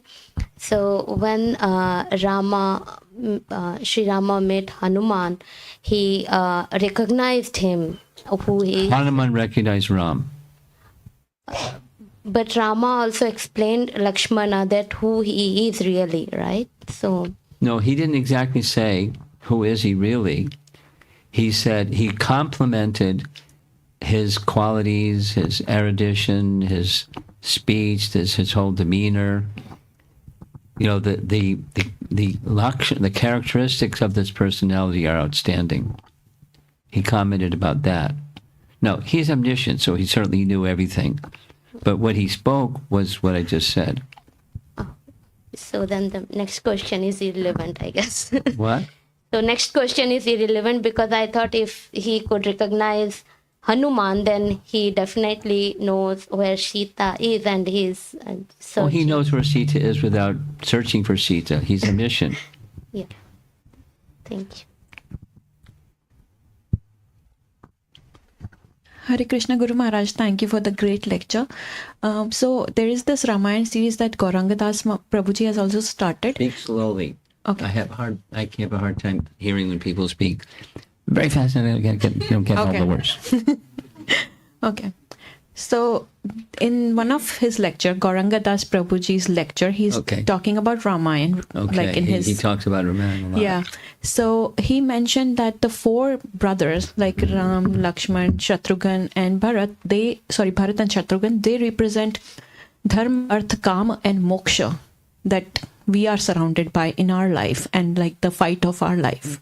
So I wanted to get your perspective on what you think like they personify, and like maybe you can explain it more. The way he did it, he just said that Dharma and Artha have to be together for us to make progress, and Kama and Moksha have to be together. That's why Ram and Lakshman have to be together and Bharat and Shatrughan have to be together. But that's the only information he has provided. But maybe you can give more information on those four pillars of our Sanatan Dharma and how, like in Ramayan, all these four brothers stand on those pillars. I think you have to ask Gauranga. I wish. Huh? I don't know. Paramakaruna, could you send me a text message about this question? Just, it doesn't have to be the whole thing. I'll write to Gauranga and ask him, because I've never heard this before. It doesn't exactly. There's not a puzzle piece that this fits together with that, so it's real easy. So I don't know what his intention was. It's certainly the two pairs were close together, but how he deduces what he deduced, I'd like to hear it from him. And it might take a couple of days, but as soon as it comes, I'll send the answer to over here, and he'll send it to you. Just make sure he has your email address or somewhere, whatever you sent. Email or WhatsApp, what do you do? No, we have her contact. Okay, fine.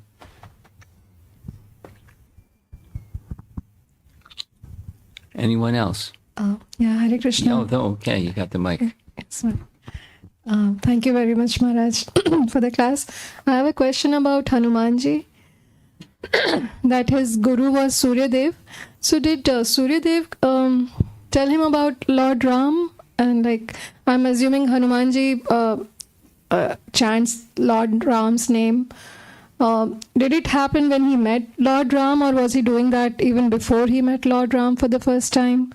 And how did he get to know? And How did he get to know that Ram was Ram?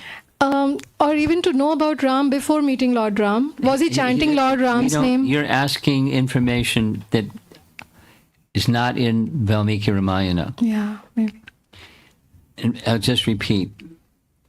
My understanding is very puny, but my understanding is nowhere except when Hanuman is preparing to make his jump to Lanka, is there even mentioned, what to speak of the details of how it happened that Surya Dev became his guru. What to speak of, what did he teach him? Did he teach him about Ram and, et cetera, et cetera? There's no information. He knew Sanskrit.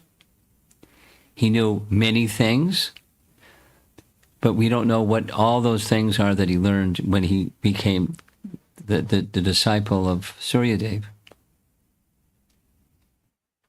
Which sounds like that's what you're asking. Yeah, it was also how Gopal had asked, if somebody, how do they get the mercy? He got the mercy directly in front of him through Lord Ram coming in his life. Was it then that this is my limited understanding. Yeah. My limited understanding is because he was so elevated, he was on a mission from Sugriva to discern friend or foe. And he came in disguise. As soon as he was in front of Ram, he could understand. Friend. And so he dropped his disguise and he told all about himself and who he was representing and why he had come before Ram. I mean, many other things too, but his discernment was being in the presence of Ramachandra and just seeing him and having him see him. Truckloads of mercy landed on his head. He was infused with spiritual enlivenment just by being in Lord Rama. And they're eternal associates, by the way. It's just again, together. So it wasn't that there's an intuitive understanding, not necessarily some instruction from Surya Dev to understand who Ram was, and then some lights went on because he saw some features like what he heard or something like that. It was an intuitive understanding, being in the presence of the Supreme Lord, and Hanuman being who Hanuman was. Vayu, or the son of Vayu, the representative of Vayu. Thank you, Maharaj. Is that what you're looking for? Kind of. Yeah, I don't know. Maybe somebody knows. I don't know any place that gives details of how Surya Dev instructed him in what departments of knowledge, other than that the references already made. Something else? Yeah.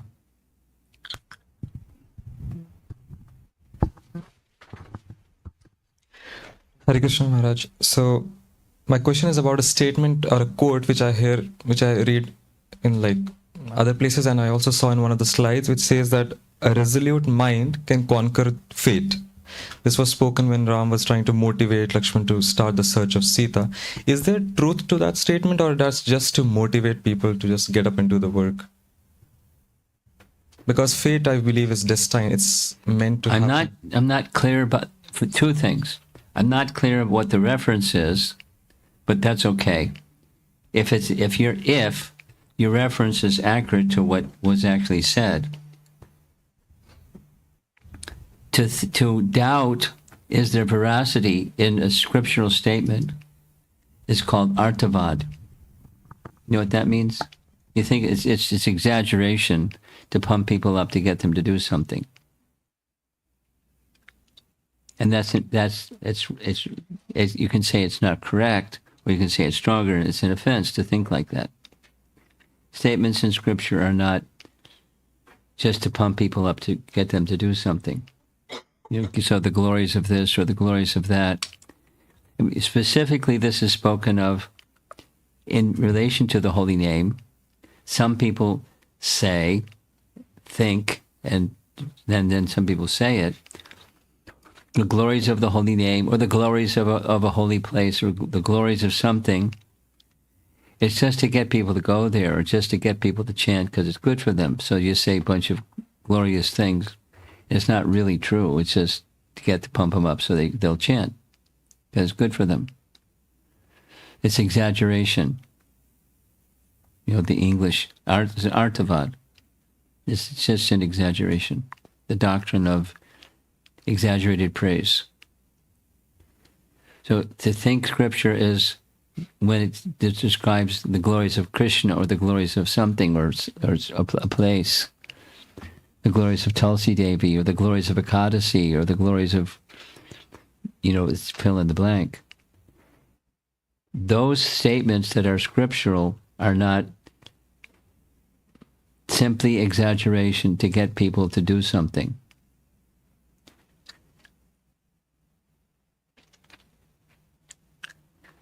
It's a mistake or it's an offense. Rather, the statements of Scripture, then we have to be really discerning what's Scripture and what's not Scripture. But when it's Scripture, we don't place that specter of doubt on the statement of Scripture. Is that okay?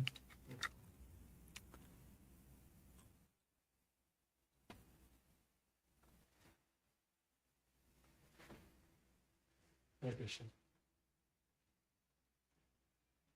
Hare Krishna, Guru Maharaj. Thank you very much for an amazing lecture on the Adi Guru.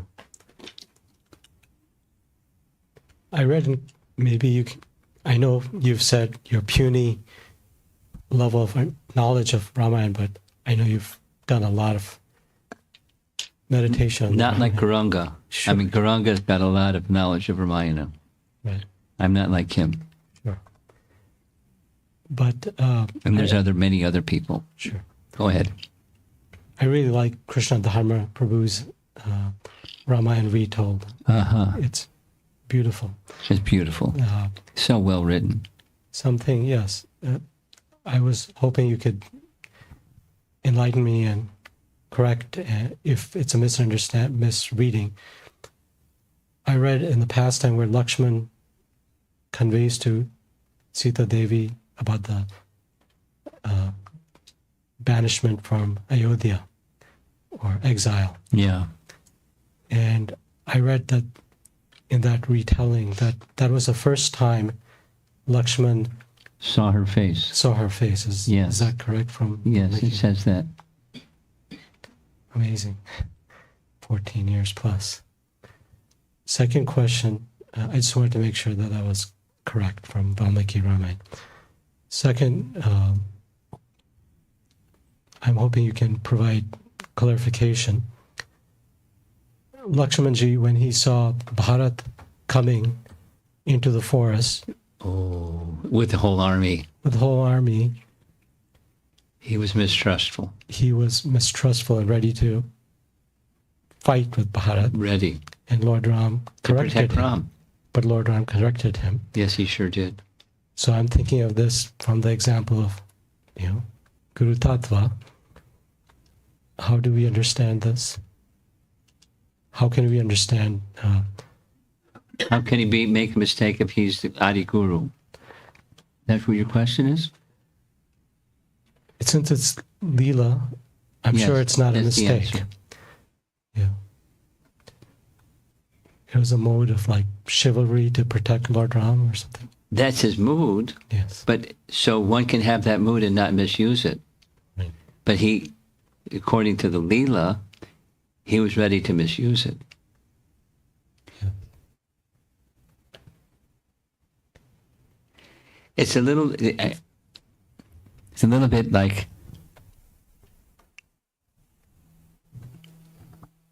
this professor. This morning I was listening to this interview.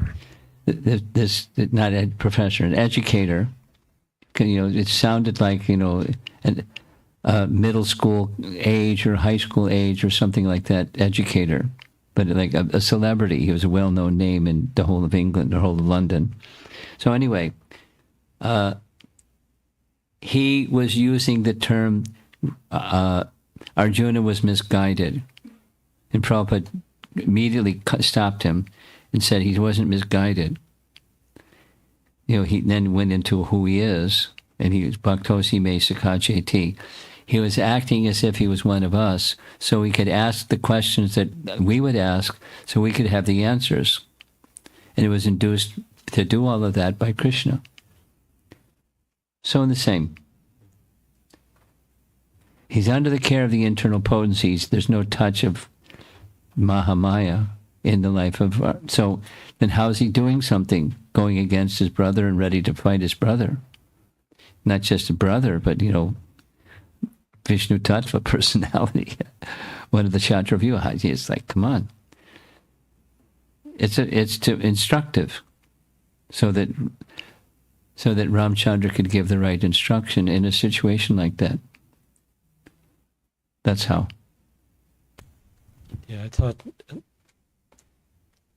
to advise us to make decisions carefully without the touch of anger.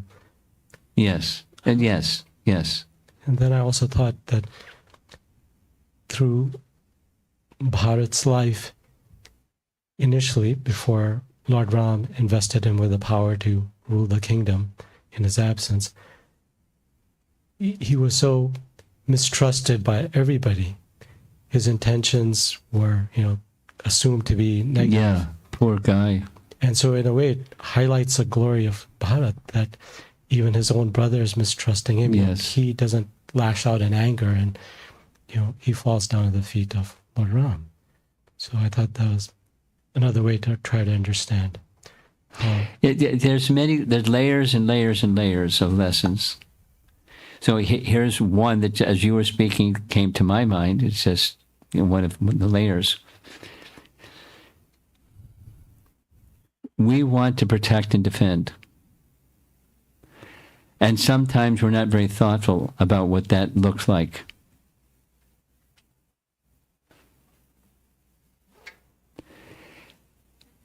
Pause and be thoughtful before you speak and act. Sometimes, immediate action is required, but many times, thoughtful should precede the action and speech. And in this case, this is an example where he got carried away, or kind of impulsive, with, Kshatriya spirit, and I'm going to protect Ram. And I'm not going to let anything get... So, it was, pause out, Lakshman. So we should all be in the company of persons that are wise and thoughtful. I just went through something without the details, and somebody, da-da-da-da-da-da. Take your time and think it through carefully. And you think somebody did something wrong, before you just hang them or punish them or condemn them or something, give the person a fair trial. And and then give them some instruction. Okay, you say you didn't do that. Here's the line. Please don't cross the line. And if you do, and we can verify you cross the line, there's consequences. So rather than just it's not easy to be an administrator, as you know, or anybody that does administration. It's not easy. And to do things thoughtfully takes more time. And, we don't have time. So sometimes expediency rules over propriety. That's not good. Better to go slowly. Sometimes things have to be done. So it's just like the Hanuman crossing the sea. And he acted differently with different obstacles. So we have to be discerning. But